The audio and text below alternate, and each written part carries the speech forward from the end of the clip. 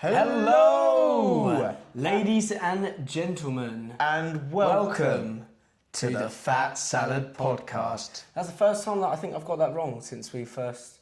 Well, it's happened. What are we talking about today? Today, we are talking about how consistency is killing your band. Boom! Stab, stab.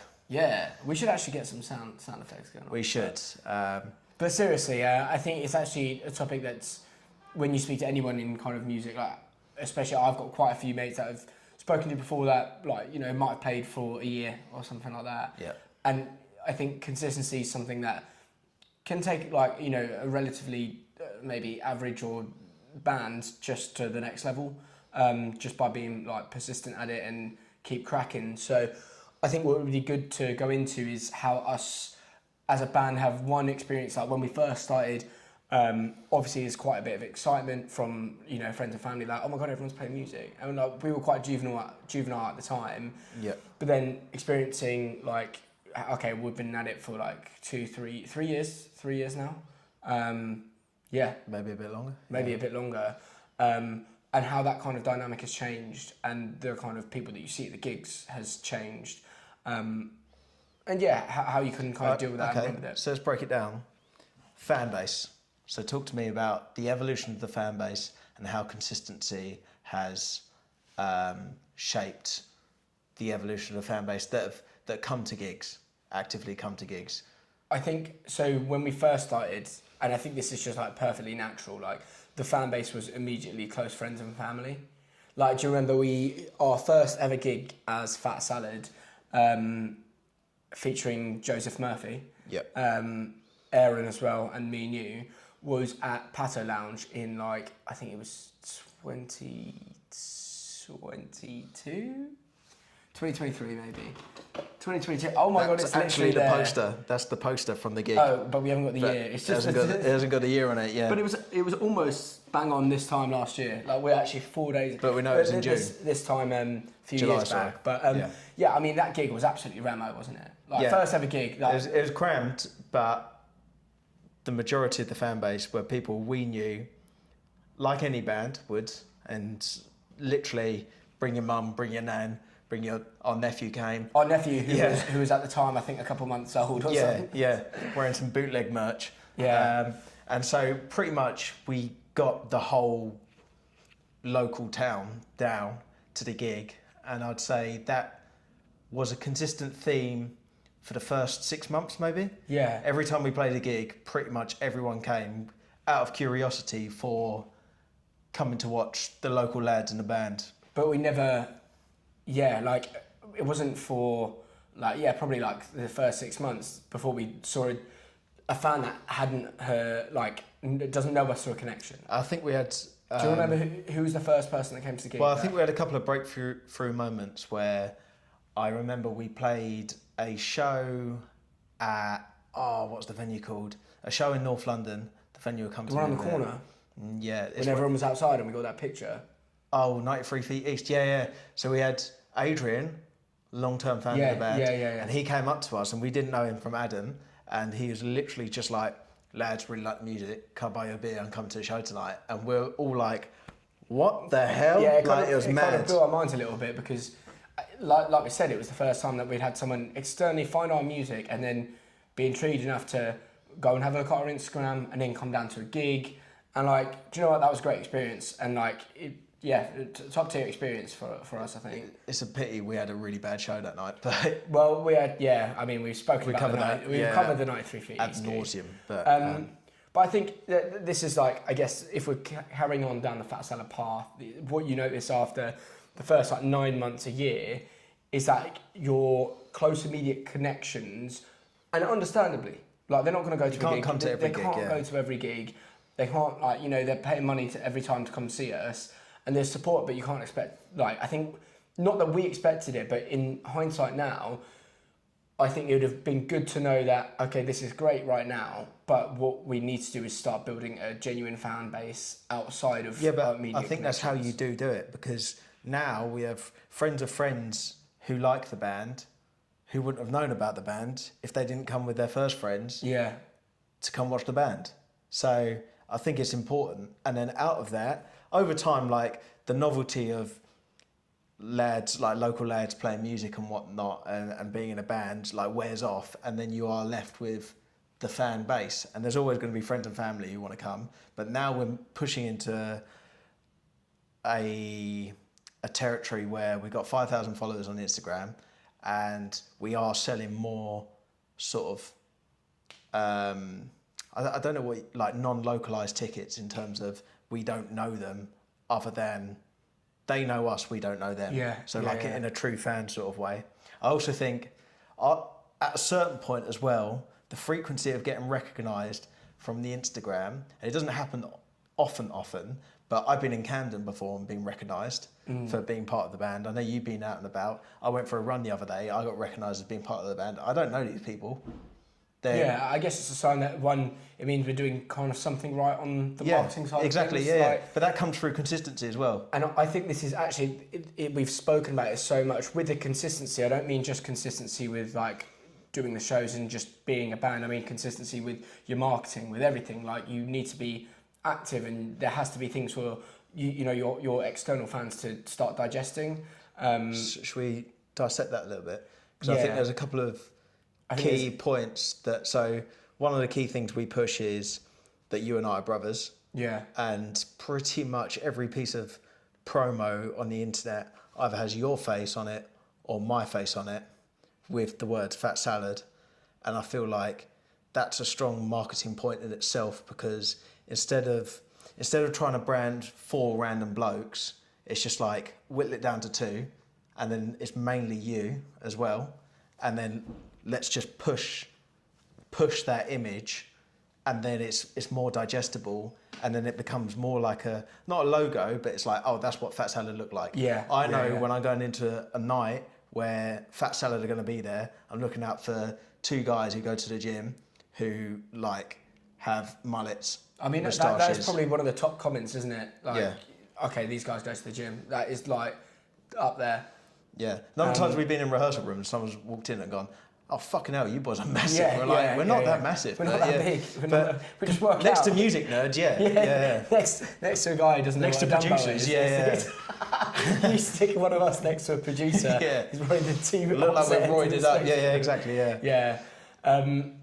But you know, I think that is part of the marketing that we have. But I think going into that, so I think dissecting the consistency point, I'd say we've always been very good at, I'd say, getting the posts out when we need to. Like, I don't know, like when we've played with other bands, we'll always have a scout of their Instagram profile because it's important. Yeah. But we'll also like have a listen to their music and stuff like that, how they brand themselves, and you can tell quite quickly how far along the band is or how seriously they take themselves. I know a lot of bands with like 100 followers on Instagram and they don't post and they don't do anything, and all they do is get their name on a label and expect the promoter to do it. Yeah. This was I mean, I guess it's obviously at uni it was a much bigger thing. Yeah. But I think the idea of just being a bit more consistency in who you are and building it, like how much have we evolved over the past 3 years from just constantly trialing stuff? And now there's a much more clearer image. I think you've picked out tons of the stuff that is a clearer image of what Fat Salad is. Coming back to that, stage wear as well. Yeah. So... vest only, baby. Yourself, you tend to wear lighter colours. I tend to wear darker colours. Yin and yang. You tend to wear, which is kind of intentional, that's why I go for the darker colours. Yeah. You wear a white vest. I tend to not wear a top, or a black vest if I am wearing a top. But then they're consistent things, because I think there's nothing worse. If you go to a venue and then like you say, you can see it in other bands. If you go to a venue and you can't, sometimes you're umming and ahhing like, is that the other band? But you don't actually know. Yeah. It's only the fact that someone might have a cymbal bag that you're like, they're probably the other band. That for me is a red flag, because it's like, bro, I should know you're in a band from like the high street.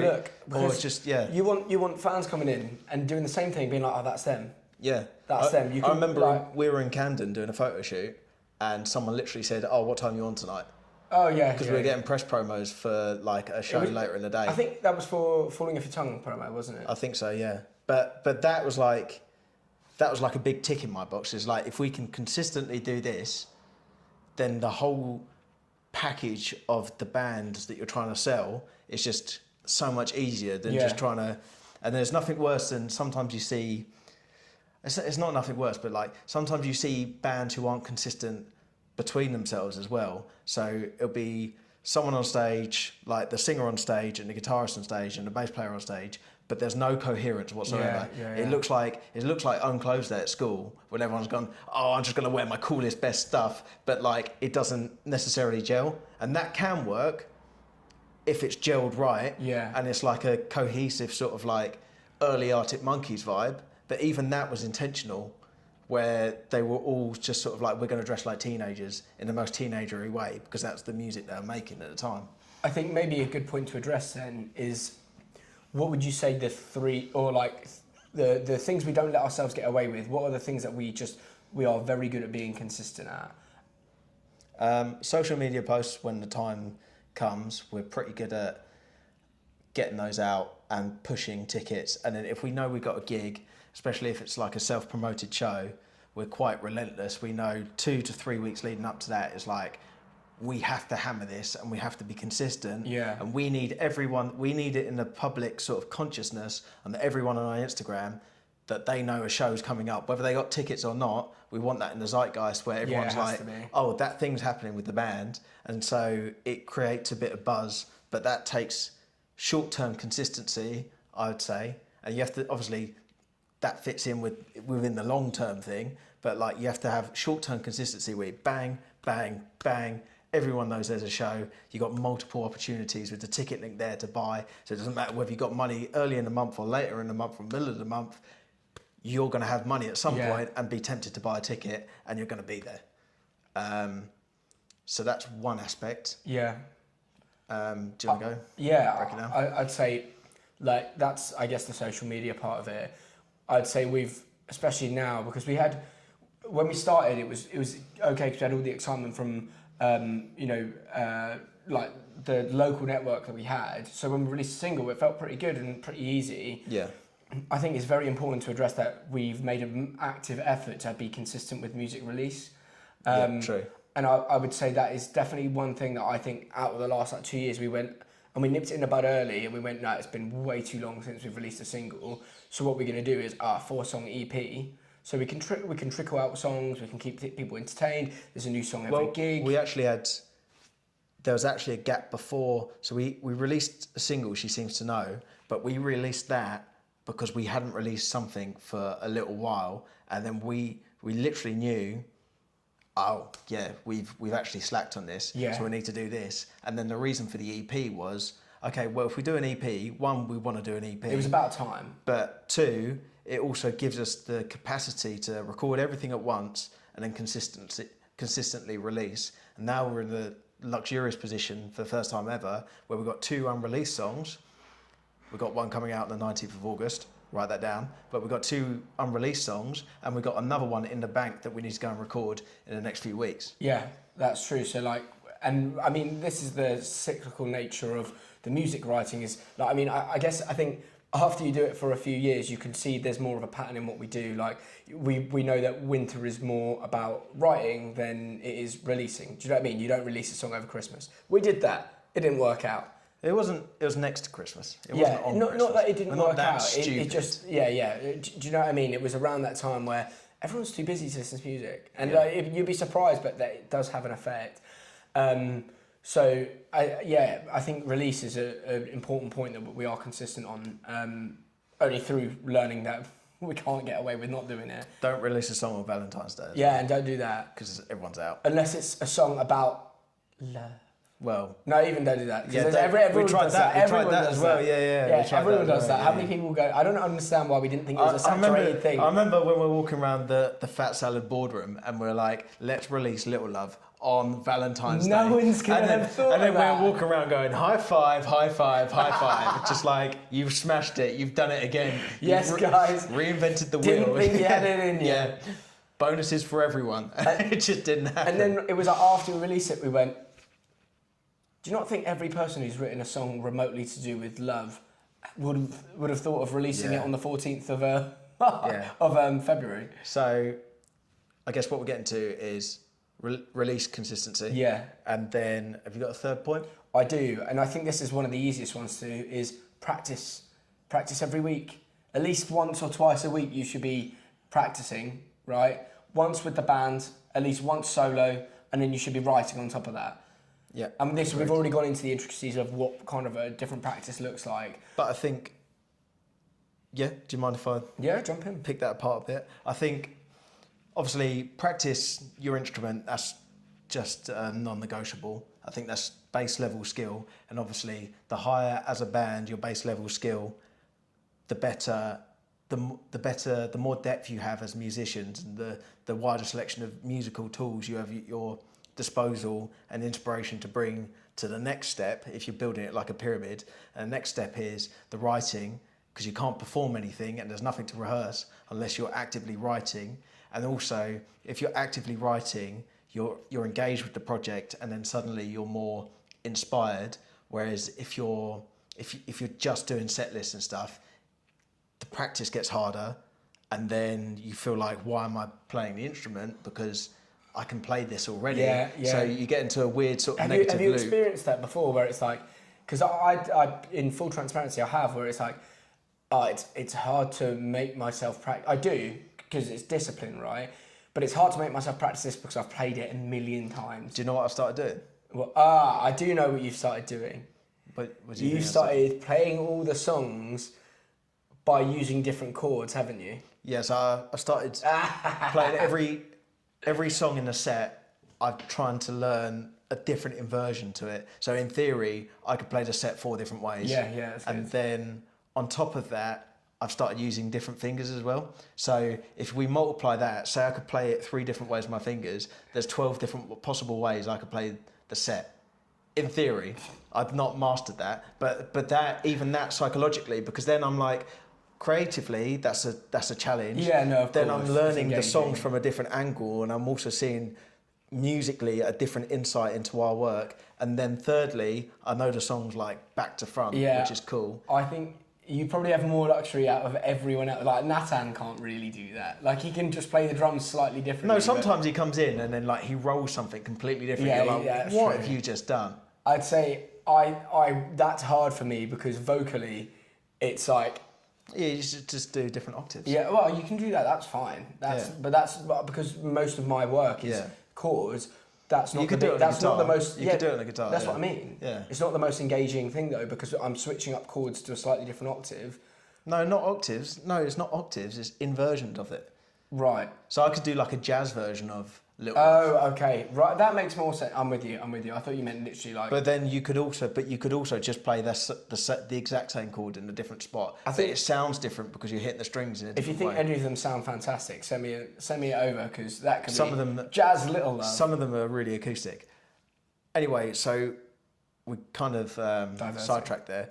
And then so like my third point on your practice for yourself, rehearsing and writing is everyone as a band needs to consistently be getting in the same room at the same time. Yeah. I think this is probably my number one point. I think bands absolutely fall off the wagon the moment that it becomes a case of, we'll just do our writing at home and then when we got a gig we'll rehearse, because I think your chemistry as like a group just dies down. You can't work from home as a band. You don't vibe in the same room. Ideas aren't translated in the same way. It's much easier to tell whether you like or don't like something if it's right in front of you and you can feel it in your heart, like whether you're vibing with it or not. And you can get a sense for everyone else. When you're just sending an idea into WhatsApp, everyone can just be like, oh yeah, cool. And then no one really knows where they're going.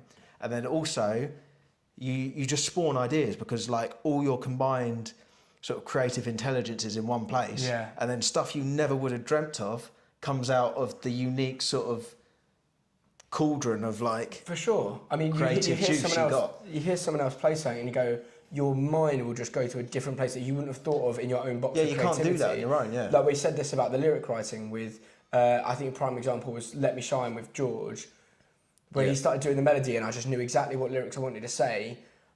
And after he did the melody, it just wrote, I'm not even joking, that like the won't you come, that was like probably like 30 seconds of writing. It done itself, but it comes from being with each other. Aligned and flowed, yeah. Yeah, and I think that those are probably the top 3 tiers of consistency that if you're hitting on a regular basis, you should naturally grow over the next a few months, years, and I think people expect I think if we're going to start rounding off this episode, I think people expect this to be an overnight thing. Do you know what I mean? They see someone come out of nowhere as an industry plant on social media, and they go, oh, that just happened to me after 2 weeks of playing music. And I think people underestimate it's like your job. So you need you wouldn't quit a job after 2 weeks, would you? So it's depends how good the job is. Yeah, but to an extent, if it's something that you passionately believe in, you wouldn't. And I think there is too much at the moment of I don't know, people playing for not very much longer, not giving it enough crack because it's too risky, or it's do you know what I mean? Yeah, I think the final thing I'd say is consistency gives you the base to build your tower as high as you want, but the industry plants and the people you see just dragged and dropped in places, there's no longevity to that. It's 5 minutes of fame, and then the record label will see if it hits or doesn't hit. Yeah. Pretty soon people realise, there's just a few hits, and this is it. It looks nice, but there's no depth to it. And so I feel like for lasting success, consistency is key, and that means turning up, having shit ideas consistently, and learning that you don't actually have to do those. There's better ways of doing things, and through time, things improve. Yeah. Shit ideas are great. It means you won't do them again. Yeah. But anyway, 19th of August. 19th of August. We have got our next single, Hold, dropping hard and fast. That one buzzing about. Some lovely guitar, some lovely vocals. A little bit different. You're going to like it. A little bit different. And second thing to say is tickets are now available for our show, our headline show at the Old Dispensary on the 18th of September. It's a Friday night. It's going to be pretty damn mega. Yeah. So I think that's it. Accurately describes it. So it's going to be good. Ticket link is in the Instagram bio. Hop over there, like and subscribe to the YouTube channel.